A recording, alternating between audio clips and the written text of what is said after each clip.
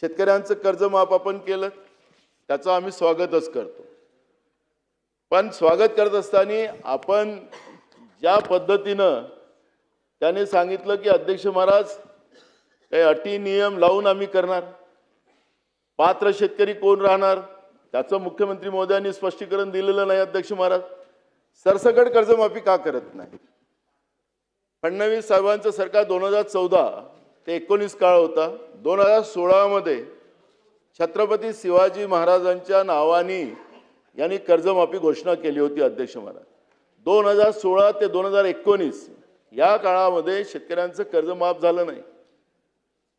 अध्यक्ष महाराज लोक हायकोर्टात गेले, सुप्रीम कोर्टात गेले।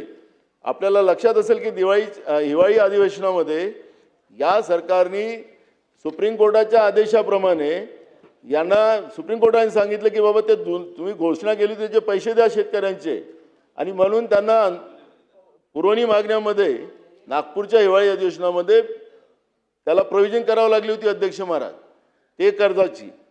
मग आता पात्र शेतकरी हे कोण राहणार?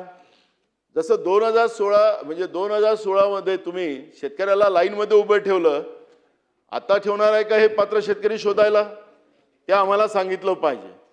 सरसकट कर्जमाफी का करत नाही? अध्यक्ष महाराज 50,000 रुपये जे रेग्युलर कर्जमाफी करणाऱ्या शेतकऱ्यांचं प्रोत्साहन पण आम्ही देऊ असं त्यांनी मुख्यमंत्री महोदयांनी परवा जाहीर केलं। अध्यक्ष महाराज ही घोषणा तर मागच्या वेळेसही केली होती 50,000 रुपयाची।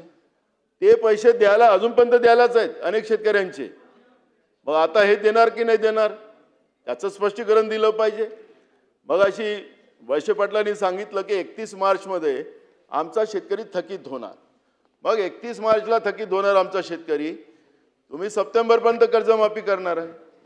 मग आता हे शेतकरी आता सगळे थकीत होतील, सेवा सहकारी संस्था सगळ्या संपुष्टात येतील, बँका आमच्या सगळ्या अडचणीत येतील।